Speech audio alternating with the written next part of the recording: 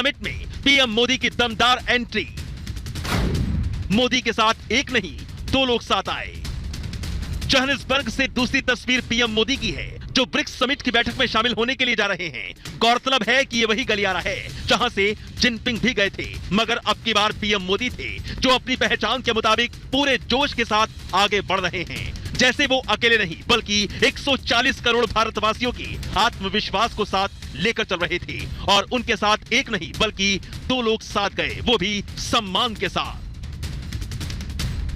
इन दोनों तस्वीरों की खूब चर्चा हो रही है, जिसे लोग अपने अपने तरीके से देख रहे हैं। साफ है, ये तस्वीर दोनों देशों की पहचान और वैश्विक छवि को दर्शाती है। जहां चीन को लेकर संदेह भरा नजरिया है, तो वहीं भारत को लेकर एक विराट और भरोसेमंद देश होने का।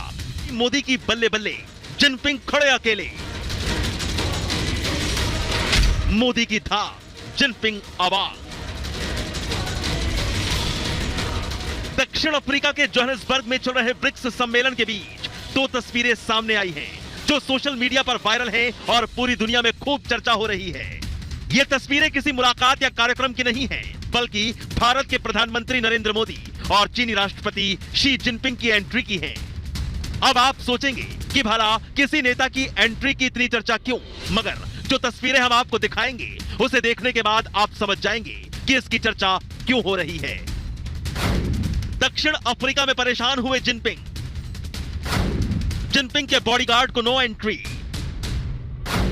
पहले दिया धक्का, जिनपिंग हक्का बक्का। पहली तस्वीर आपको चीनी राष्ट्रपति शी जिनपिंग की दिखाते हैं, जहां वो रेड कारपेट पर अंदर जाते दिख रहे हैं। यहां तक तो सब ठीक ठाक था, पर उसके बाद जो हुआ वो दिलचस्प है। जैसे जैसे जिनपिंग आगे बढ़ते हैं और गेट के अंदर घुसते हैं, तो उनके पीछे दौड़ते हुए एक आदमी दिखाई देता है। बताया जा रहा है कि वो जिनपिंग का बॉडीगार्ड था, जो जिनपिंग के पीछे पीछे सीधे गेट के अंदर घुसने की कोशिश करता है। मगर जैसे ही वो ऐसा करता, वहां मौजूद दक्षिणी अफ्रीकी सुरक्षा कर्मियों ने उसे रोक दिया और वहीं रुक जाने का इशारा किया। पर वो कहां रुकने वाला था, वो तो दुनिया को हेकड़ी दिखाने वाले चीनी राष्ट्रपति का बॉडीगार्ड जो ठहरा।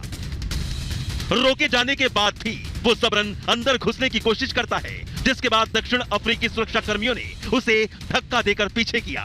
इसके बाद भी वो गेट तक आ जाता है, जिसके बाद दोनों में हाथापाई हो गई। मगर अपने से ज्यादा ताकतवर के आगे कौन टिका।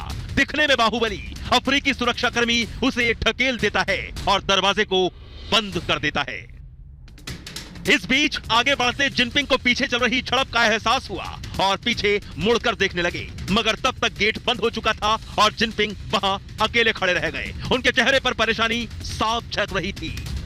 थोड़ा चलने के बाद उन्होंने एक बार फिर पीछे देखा, पर गेट बंद था और वो दबे पांव आगे चलने लगे।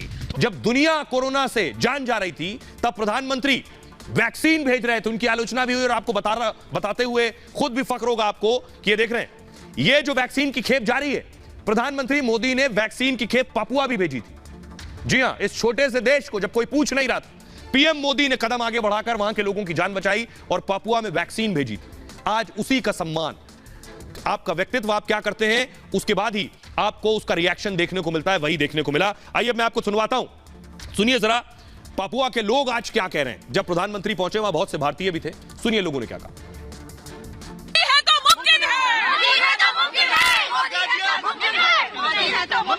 मोदी जी का यहाँ पे आना हम लोगों के लिए ऐसा एक लग रहा है कि जैसे कोई घर का गार्जियन आया हुआ है, और उनका आना ही हम लोगों के लिए सबसे बड़ी सौभाग्य कि हम लोग मिल पाए उनसे तुरंत यहाँ पे। I love Modi. I love Modi. He is a selfless leader. He is a global leader. Modi ji जब आए हैं तो यहाँ के लोग में भी इतनी उत्साह हो गई है कि प्राइम मिनिस्टर जैसे आपने देखा उनका पैर भी छुए। ये जो इज्जत यहाँ पे है वो इंडिया के लिए है, मोदी जी के कारण है। मोदी जी को देख लिया, दुनिया की सारी खुशी मिल गई। We love you, Modi ji. Welcome to Papua New Guinea.